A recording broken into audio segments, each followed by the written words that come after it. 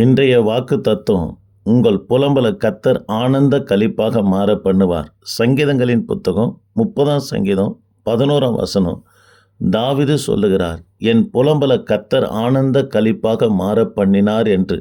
இந்த வார்த்தையை கேட்கிற எனக்கு அன்பான தேவனுடைய பிள்ளைகளே, உங்கள் புலம்பல கர்த்தர் ஆனந்த களிப்பாக மாற பண்ணுவார்.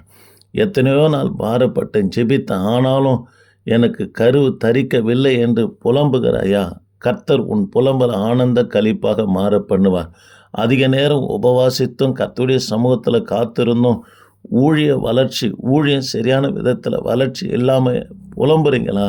கர்த்தர் உங்கள் ஊழியத்தை ஆசீர்வதிப்பார். ஆக இந்நாளில் கர்த்தர் உங்களுக்கு கொடுக்கிற வாக்கு தத்துவம், எப்பேற்பட்ட புலம்பலாக இருந்தாலும் என் தேவனாகி கர்த்தர் ஆனந்த களிப்பாக மாற பண்ணுவார். இந்த சங்கீதத்தை தியானித்து நாம் முடிக்கப் போகிறோம். 1 சாமுவேலின் புத்தகம் 18ஆம் அதிகாரத்திலிருந்து 31ஆம் அதிகாரம் வரைக்கும் சவுல் தாவீதை துரத்துகிறார். 10 வருஷம் காடுகள் அலைந்து திரிந்து கொண்டு இருக்கும்போது சவுல் குடும்பத்தை ஒழித்து தாவீதை கிருபையாக அரண்மனைக்கு எருசலேமுக்கு கொண்டு வந்து சேர்த்தவுடனே தாவீது முதலாவது செய்த ஒரு காரியம் என்னவென்று சொன்னால், தேவனுக்கென்று ஆசரிப்பு கூடாரத்தை கட்டி உடன்படிக்கை பெட்டியை வைத்து ஊழியம் செய்து கொண்டிருக்கும் போது அவருடைய வாஞ்சனா, தேவ பிள்ளைகளே, எப்படியாகிலும் கர்த்தருக்கு ஒரு ஆலயத்தை கட்ட வேண்டும் என்று பிரயாசப்பட்டு கொண்டே இருக்கும்போது கர்த்தர் தாவீதுடைய இருதயத்தை கண்டவர் அக்கம் பக்கத்தில் இருக்கிற ராஜாக்குடைய இருதயத்தை ஏவி கிரியை செய்ய ஆரம்பித்தார். இது 2 சாமுவேலின் புத்தகம் 5ஆம் அதிகாரம் 11ஆம் வசனத்தில் தேவ பிள்ளைகளை திரளான பொருட்களையும் ஆட்களையும் அனுப்பி அவருக்கு உதவி செய்தாங்க. கல்தச்சரையும் மரத்தச்சரையும் அனுப்பி தாவீதுக்கு கேதுரு மரத்தினாலே ஒரு பிரம்மாண்டமான வீட்டை என் தேவனாகிய கர்த்தர் ஏற்படுத்தி கொடுத்தார். அந்த வீடு பிரதிஷ்ட நாட்களில் தான் தாவீது சொல்லுகிறார், என் புலம்பல கர்த்தர் ஆனந்த களிப்பாக மாற பண்ணினார் என்று சொல்லுகிறார். தேவ பிள்ளைகளே, முதலாவது தேவனுடைய ராஜ்யத்தையும் அவருடைய நீதியை நீங்கள் தேடுவீர்களானா உங்கள் புலம்பலையும் என் தேவனாகி கர்த்தர் ஆனந்த களிப்பாக மாற பண்ணுவார்.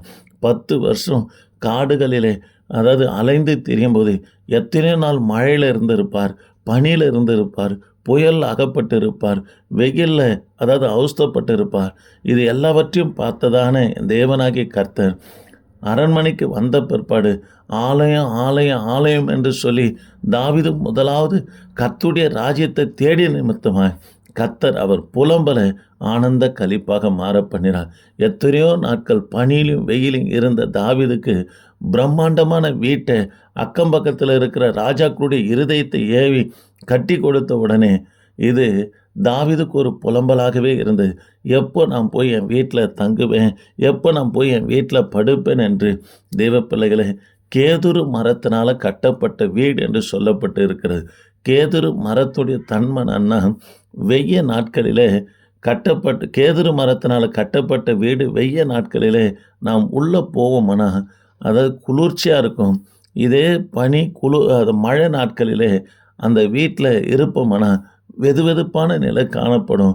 தாவீது எத்தனையோ நாள் வீடு இல்லாமல் பாறைகளில் குகைகளில் 10 வருஷம் அலைந்து படுத்து கொண்டிருந்த அவருக்கு சொந்த வீட்டை கொடுத்த உடனே பாடுகிறார், கர்த்தர் என் புலம்பல் ஆனந்த களிப்பாக மாற பண்ணினார் என்று. தேவ பிள்ளைகளே, கர்த்தரை முதலாவது தேடுவீர்களானா அதிகாலையில் எழுந்து கர்த்தரை தேடணுங்க. அதிகாலை எழுந்து வேதத்தை வாசிக்கணும். ஒரு நாளைக்காவது ஒருத்தருக்கு கர்த்தருடைய சுவிசேஷத்தை நீங்கள் சொல்லுகிற பிள்ளைகளா முதலாவது தேவனுடைய ராஜ்யத்தை தேடுவர்களாக இருப்பீர்களானா உங்கள் புலம்பலையும் என் தேவனாகிய கர்த்தர் ஆனந்த களிப்பாக மாற பண்ணுவார். நாங்கள் ஊழியம் செய்கிற பகுதியில் சூனாம்பேட்டில் ஒரு அம்மா வந்து சொன்னாங்க, ஐயா, என் தங்கச்சிக்கு திருமணம் ஆகி குழந்தை பிறந்துச்சு.